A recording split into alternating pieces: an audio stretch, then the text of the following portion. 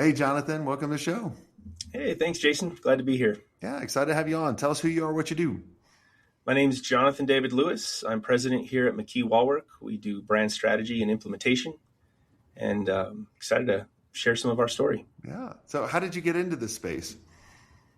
Oh man, not on purpose.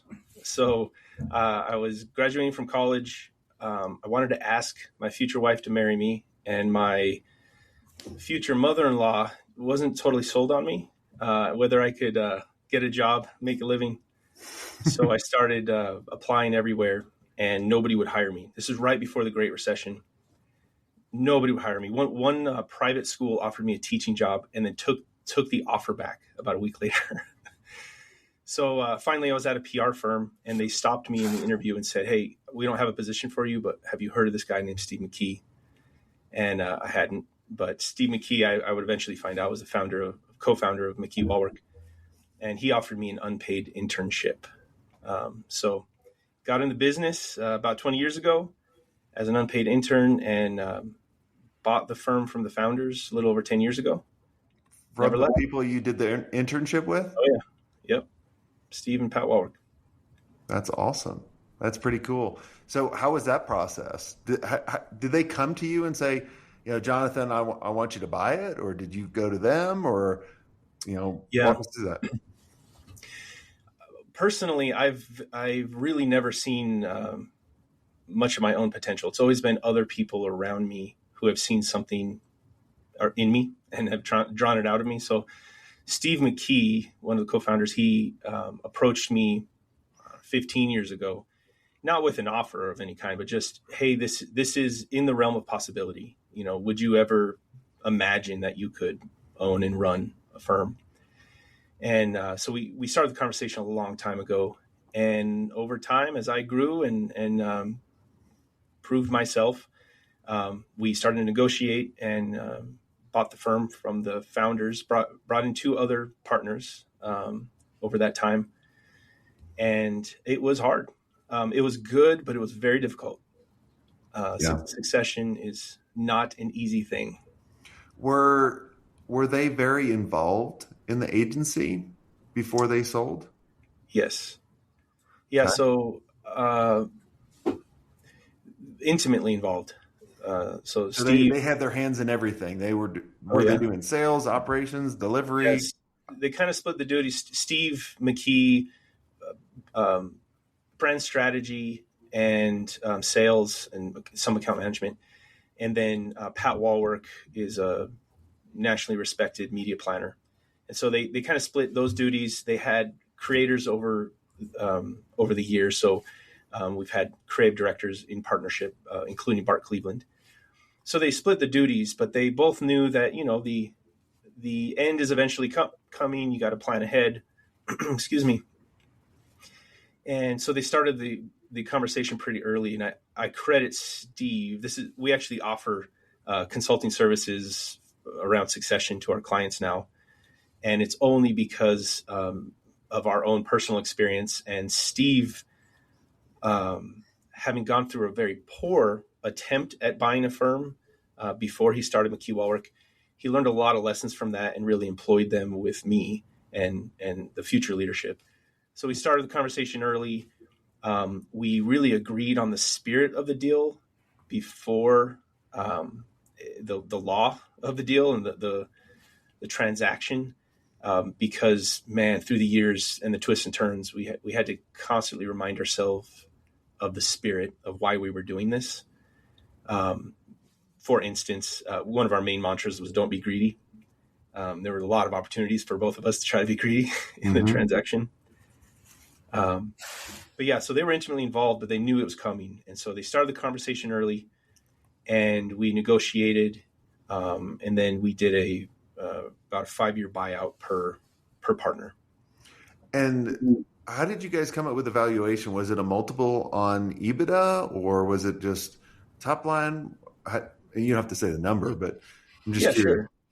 Yeah, it was oh my goodness, you're going to make me remember the crazy Excel spreadsheet that we used from a consultant. There were two methodologies, one that tended to go a little higher the output would go higher and one that would go lower. I believe it was a multiple, and then the other one was more based on revenue. And I don't remember the calculation, but what we agreed to, because one was a little higher, one was a little lower, we just met in the middle and we said, let's split the difference and agree on this market valuation. Okay. And it worked out. Awesome. Yeah, no, I never thought that was a possibility when I was running the first agency, to actually sell to the existing team, right? Mm-hmm. Like I always thought, well, you got to sell to private equity or another firm or something like that. And the more I've been doing this podcast over the past 12 years, I've realized there's a lot of people that have sold to their employees and their team and that kind of stuff. And usually those are the ones that work out the best for both. Mm. Now, go on. Well, it's just it's a tough business to sell. We don't have inventory. You might have intellectual property, and that is worth something, but it's unless it's famous, it's not worth a ton. And so you're really worth your current book of business, and maybe if you can tie down some top talent, that's worth something to a buyer. Otherwise, what are we outside of the existing brain power that's in the firm? So it's just a tough business to sell. And absolutely, outside buyers are an option. My life has been changed by Steve McKee and Pat Walworth and having this opportunity. And so my heart has always been trying to find a way for those who work here and live here in our community to buy it and continue it. Anything's on the table, but that was a good experience for me and is a preferred option if possible.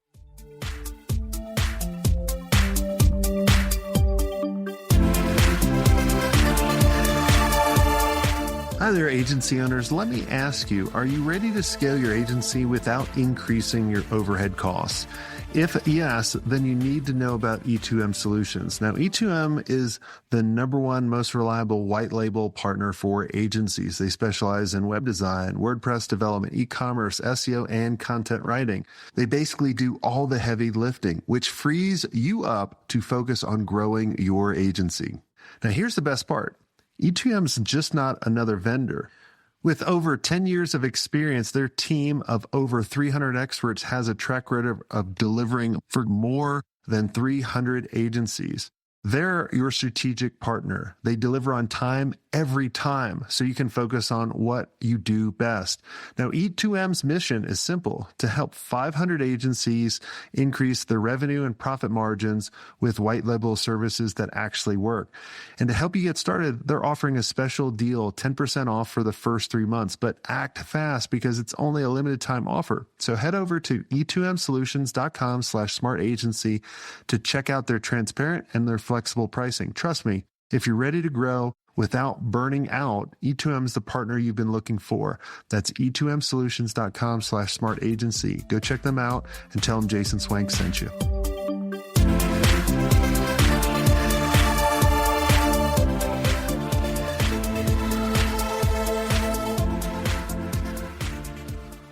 Yeah. I think people, when they buy agencies, they're buying people, but they're also buying the framework. They're buying the revenue. They're buying the predictability. If the agency was smart about how they set that stuff up, right? Yeah. And kind of the future of where that's actually going, right? Which I do want to talk a little bit about, because I was like, we started talking in the pre-show and I was like, oh. I always cut off my guests in the pre-show when they started talking about something. I was like, oh, that might be pretty interesting. Let's chat about that. So I think we were talking about kind of you were saying to me, you feel that the agency, or maybe our industry, has been in a decline for a number of different years. So let's continue that discussion. Yeah, I think you can demonstrate that. And I guess it depends on how you define decline. But prior to 2001, I think you had peak advertising. You had the holding companies had bought all the creative firms, and kind of that model was put in place and at its peak power, peak revenue, peak recruitment and retention ability with true talent, creative professional talent.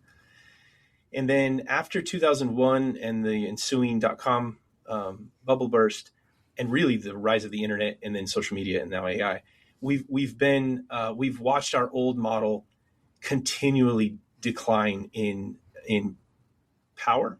So the old advertising model of mass media, and if you have enough money and you have enough reach and you have a decent enough idea, you can move markets. You can raise awareness and preference, and which will lead to sales. That model is just in dramatic decline. So the old school traditional advertising agency model. And I think since 2001, at least, it's been in steep decline. My career started around 2007. So my entire career has been, I have felt, arguing with clients about value, trying to sell stuff people aren't sure about, to clients that aren't sure. Can I do this faster? Can I do it in-house? Can I find another vendor that's cheaper? Feeling terrible about, filling out an RFP that is inherently built to commoditize me, doing spec work, which is giving away the free stuff that is my best thinking. Like, it is a terrible way to make a living, and it's not as fun as it used to be. And so I think you can demonstrate the top talent in the industry, the profitability we used to enjoy. All these things are history. And if you want to have a thriving business as a creative professional now, you really have to rethink things. And that's what we did around 2018.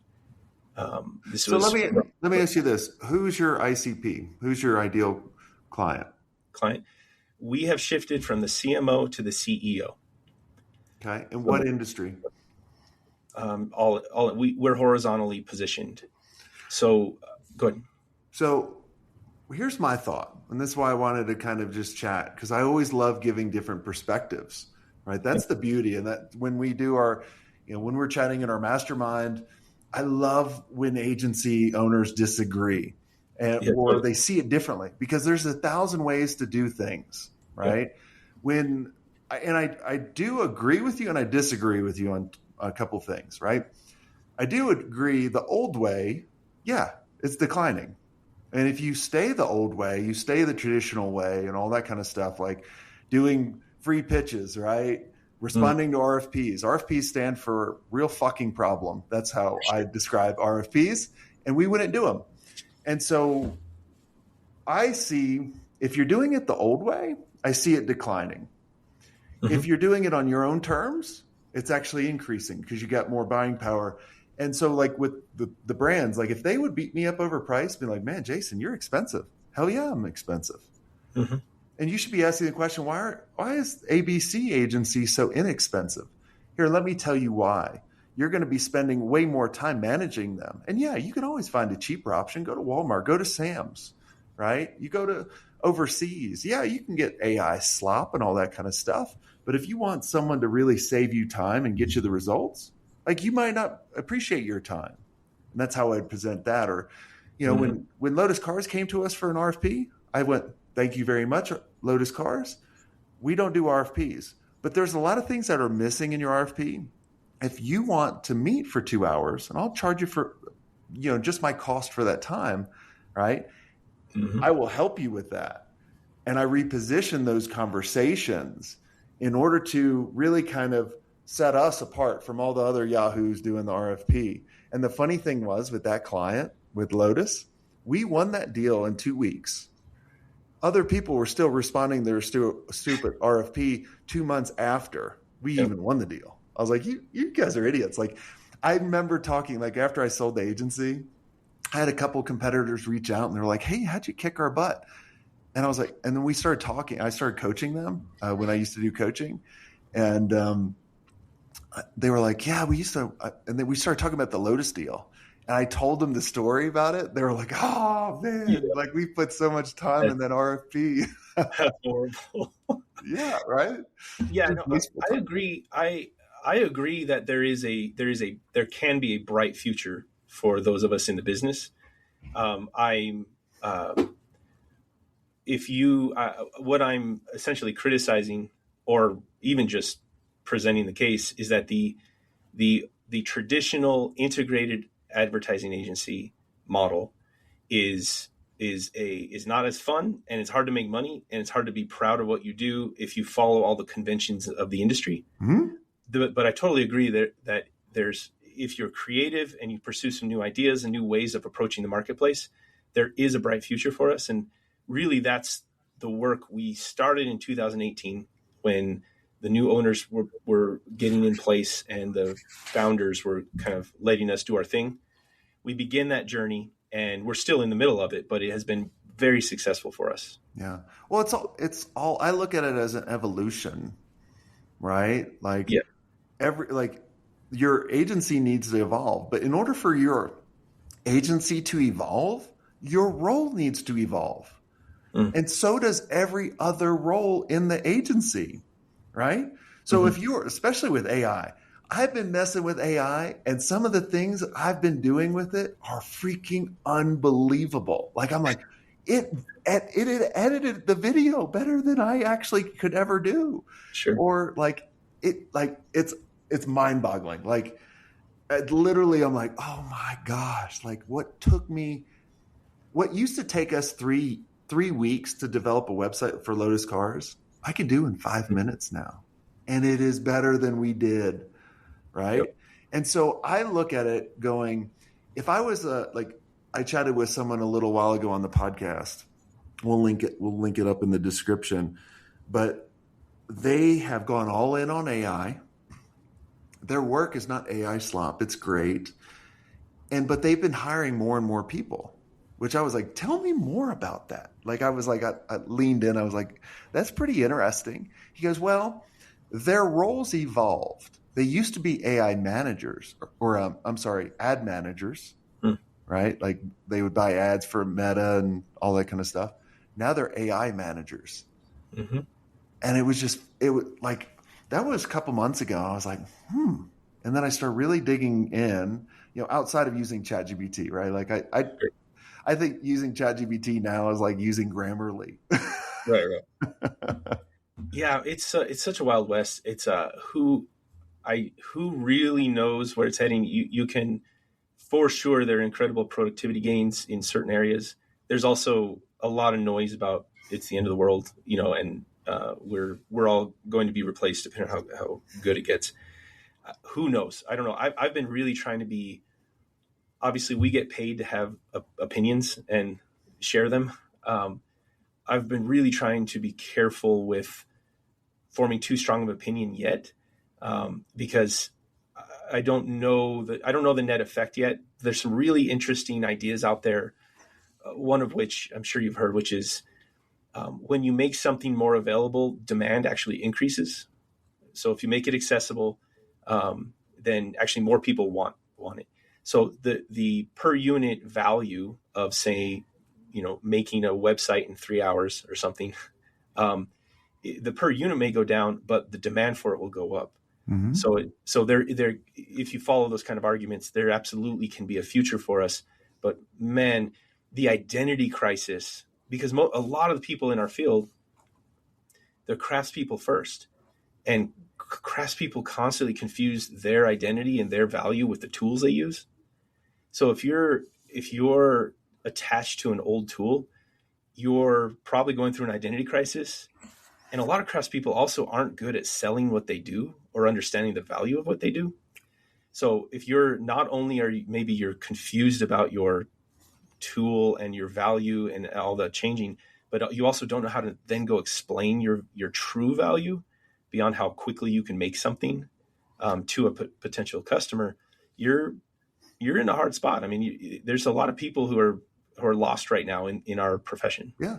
Well, that's why I'm always talking about evolving, right? And people, here's one of the things. When I sold my agency for 12 years, I associated everything I did with being an agency owner. And so when I sold that, I sold my identity. And that's why a lot of people, when they sell their company, they're like, it's my baby. Right. And that's how I felt. because I felt like I was selling my soul.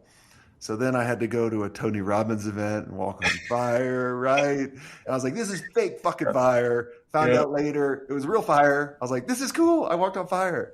But that being said, we can't do our self-worth based on what we do. It has to be on who we are. Meaning, especially for the creatives, right? Like doing a website in 5 minutes that's better than what we used to do. And we designed websites for Porsche and Lotus and LegalZoom and all these so these weren't like front page website design back in the day, right? I love front page. Honestly, that was my first website I did. All of you that used to be like Dreamweaver's way better, front page, or fuck all of you. I loved it, right? Just kidding, sort of. But what we have to realize is we are creative. We are innovative. We like thinking, all that kind of stuff. That's who we are. And you can associate it. It doesn't matter what tool you use. AI is a tool. And I went to there was a meetup in Durango for WordPress.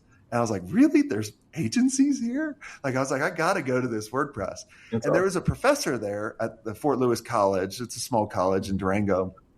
And she taught the creative department. And she was against AI. And I'm like, man, you're doing all these kids a disservice. Yeah. Because she felt the same way a lot of these creatives or programmers, right? Programmers, you got to adapt because you're done. Like I can program stuff in a second. But that's only a small percentage of the people that want to talk and actually create it. We still need people to guide us through this new evolution of AI and how to use it. And that's our opportunity. When people come to agencies, think about why agencies exist. They exist to solve a problem that someone is having that they don't have the time to do. Like I could figure out how to build the house. I could figure out to do anything. But I'm going to hire a general contractor because it's going to take me a faster time to do it. They're going to do it better. Probably going to cost me, a lot less than putting my time into it. So there will always be agencies.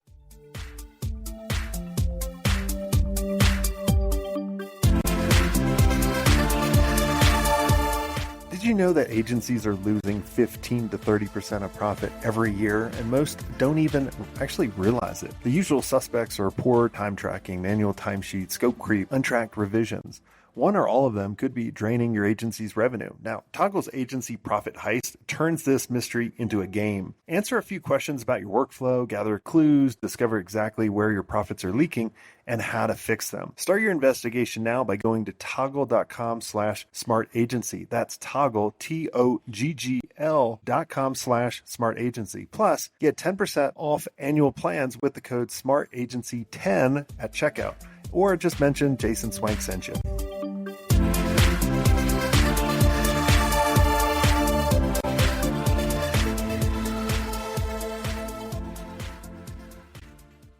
Yeah, we different agencies. The way that Dave Ortega, one of my business partner, describes it is AI. Obviously, AI is the middle; it's not the beginning or the end. And AI. So if you go to AI right now, an LLM, and you start asking it deep philosophical or theological questions, and it doesn't know anything about you, it doesn't know where to start. It's going to start with the average of all human knowledge, but it doesn't know you. It doesn't know your background. It doesn't know your cultural history or your religious history or whatever. So it has to learn about you. It needs a worldview. And of course, we know it needs a prompt. And in a lot of ways, in 2018, that's what we did. We were mostly doing the work that AI does now. We were making stuff and trying to get paid for it. But we went upstream to first the prompt, if you think of it as a metaphor, helping clients create the better prompt so that their teams, their agencies could go create better, faster work that was true to their identity as an organization. But then even further, we went upstream towards worldview. And because companies today, everyone's in a bubble. And mass marketing is a niche activity now for only a handful of companies who have the money. And even then you only have live sports and the Super Bowl and other things to even use that skill set. So you're trying to, it's sort of the Seth Godin, you're trying to find your smallest viable audience and build a tribe, and tribes need worldviews. So just like AI, so if you can actually monetize that by understanding a company's worldview and then equip them with all the prompts metaphorically. So historically in our business, that would be like a creative brief, equip them with all the right prompts. You could still be a part of some of the creation if you're good at it and fast and efficient and all that. But you can also equip whoever's doing that work faster, better, cheaper.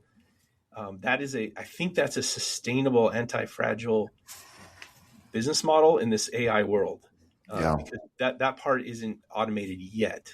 We'll see what happens. Well, the things that I've been working on is over the past year, I've been documenting how I've been training AI, right? And creating my own operating system and directions I can take to any model. Because I don't care what tool I use. I will use the best tool at the best time, which is right now, whatever it is. So if it's Claude now or Manus or Gemini or Chat or whatever it is, it doesn't matter, right? I feel too many people are just training one particular tool and then they're kind of stuck on that tool, regardless if it's good or not. But then how I utilize it is I look at how could I be more efficient? So like, I'll give you one use case that is just making it just amazing for us. Every week I have it scheduled AI to go out, research competitors, research the industry news, research what people are talking about, all this different stuff. And then it recognizes patterns and makes recommendations to me. And then I have a conversation with it. So it may come back with 4 ideas. Hey, Jason, based on your experience and based on what's happening here, you may want to chat about X, Y, and Z. And then I'd be like, that's a good idea. I like that. And then it develops 10 headlines I can pick from. So I'm like, do I still feel it from the headline? Then it develops 3 hooks from that. I'm like, okay. Then it develops an outline. And then I can go shoot that video, right?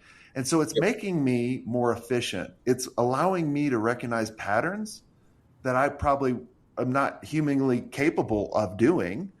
I could spend 20 hours researching all that, which AI can do in 5 minutes, present those ideas, and then I can do that feeling, right? Like I feel like that's kind of phase 1 rather than just chatting with, hey, produce me this kind of junk. Yeah, that's really interesting the way you're using it there, and absolutely an advantage. And similar to what we were just talking about, it to the extent that's all you're doing, which I'm not claiming you are, but that's to the extent that's all you're doing, other people will learn to do that.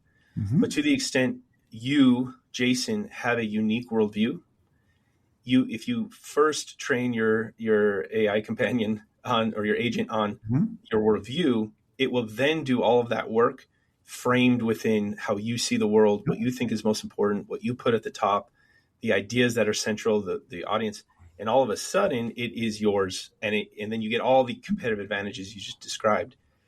And what I'm seeing in agency land or creative professional land and in our clients, we are in a cultural malaise. This is why I wrote the book, The Rebuilders, which comes out in May. We're in a cultural malaise. Our industry is going through a reckoning. So I don't, from my perspective, I don't want to sugarcoat. This is a reckoning. This is a pretty deep, fundamental disruption. And for those who don't understand their true value around human judgment, and as you said, creativity, ingenuity, the things that are before and after the AI, I mean, you're in trouble if you don't understand those things. Because of the cultural malaise, because of the decline in institutions, and obviously upheaval across geopolitics, et cetera, many companies, much of the workforce, I mean, they're lost. They don't know what their worldview is. They're seeking answers. They're looking to the workplace for meaning. Yeah. And there's an opportunity here that actually leads to business performance, productivity gains, retention gains, competitive advantage. There's an opportunity here to help people through that chaos and to form their new worldview, to learn how to learn the essence of prompt engineering, not just the mechanics of it, but why do the best in our industry, why have we been prompt engineering for 100 years? Like those of us who are good at what we do, we actually understand that as a craft and know that it's repeatable and that you can have higher standard of output if you understand how to prompt. That's literally a job of creative director. Mm-hmm. So my sense is, I think some people are like you are adopting this and curious, and that's the healthy posture. A lot of people are like, what is going on here? How am I going to make money? How are we going to continue? And in the midst of that, because it affects our industry, but obviously this is a worldwide phenomenon here. In that moment, I think it's easy to throw up your hands or like me, like, really, I got to go through another disruption here. I just built my business model for first the internet, then social media, then COVID. Now I got to deal with AI. It's easy to fall into sort of giving up, throwing up your hands, or letting it happen to you. And the posture that I think is the healthiest, that is literally the title of the book, is to take on a role of a rebuilder. Things are going to break. They are breaking. Old business models, old methodologies of our craft are falling apart right now and need to be reimagined. But instead of being the victim in that moment, I think it's up to us to rebuild. Those of us, because very few of us have as much agency as those of us who own businesses. We actually can lead others in rebuilding here and finding the new business model, finding ways to win the RFP before the RFP, finding ways to never have to do spec work again, learning value-based pricing, all the things that are necessary to have a profitable, functional business today. That will only happen if you take on that identity as a business owner of a rebuilder. And so I think first and foremost, before people get lost in the chaos and destruction that AI is creating, it's who are you? What do you want to do with your future and your business and for your community today? Yeah. Well, awesome. Well said. I appreciate you coming on the show. And for everyone listening, look, man, if you're not evolving and you're not rebuilding all the time, there's something wrong. If you constantly keep telling yourself, well, that's the way we've always done it, well, you deserve to go out of business. I literally mean that. You should always be like, I've gone through the .bomb, 9/11, 08, COVID, AI. Like, I will always be around. I will always be an innovator. I will always be creative, curious, all that kind of stuff. I know who I am, and I love what we're doing. And that's what I want for all of you. So you guys, make sure you guys are thinking about it. Like, it goes back to my favorite commercial of all time, the Think Different by Apple. That's what we all need to do. Think different, and you guys can do it. I promise. Keep listening to the show. Make sure you guys subscribe. Until next time, have a swank day.